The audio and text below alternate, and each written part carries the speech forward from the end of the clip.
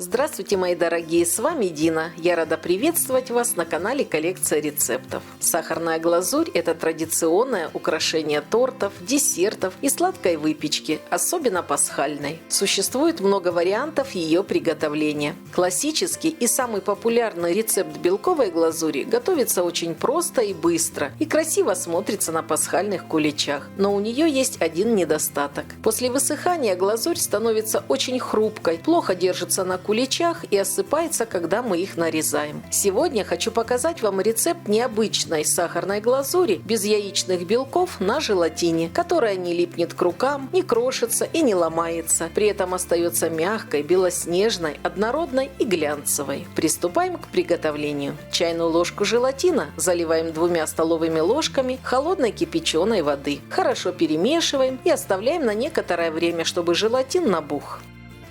Отдельно в сотейник высыпаем сахарную пудру и добавляем на выбор ванилин или несколько капель лимонного сока.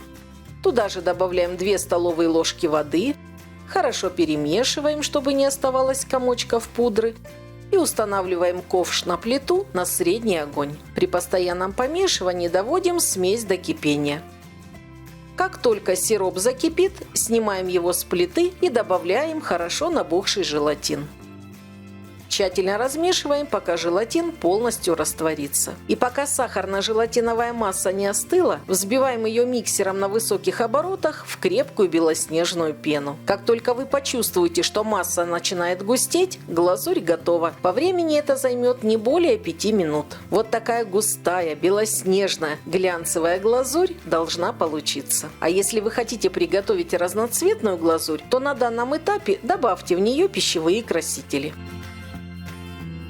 Поскольку желатин очень быстро застывает, то пока мы будем наносить глазурь на куличи, ковш желательно поставить в чашу с кипятком. Полностью остывшие праздничные куличи украшаем готовой желатиновой глазурью. Правильно приготовленная глазурь по консистенции напоминает густую сметану. Наносить ее можно кисточкой, силиконовой лопаткой или просто обмакнуть кулич в глазурь. И пока глазурь еще жидкая, следом украшаем куличи кондитерскими присыпками, цукатами или орешками. Кстати, рецепт приготовления именно этих влажных куличей довольно необычный. Готовятся они очень быстро, без дрожжей, долго не черствеют и при этом необыкновенно вкусные. Видео с этим рецептом выйдет у меня на канале в ближайшее время, но уже сейчас можете посмотреть очень удачный и проверенный рецепт классических дрожжевых куличей, которые я готовила в прошлом году. Ссылку я оставлю в описании. Застывает глазурь очень быстро, но высыхает и перестает липнуть спустя сутки. Особенность этой глазури в том, что даже после полного высыхания она остается мягкой и эластичной, совершенно не липнет к рукам, сохраняет форму и блеск.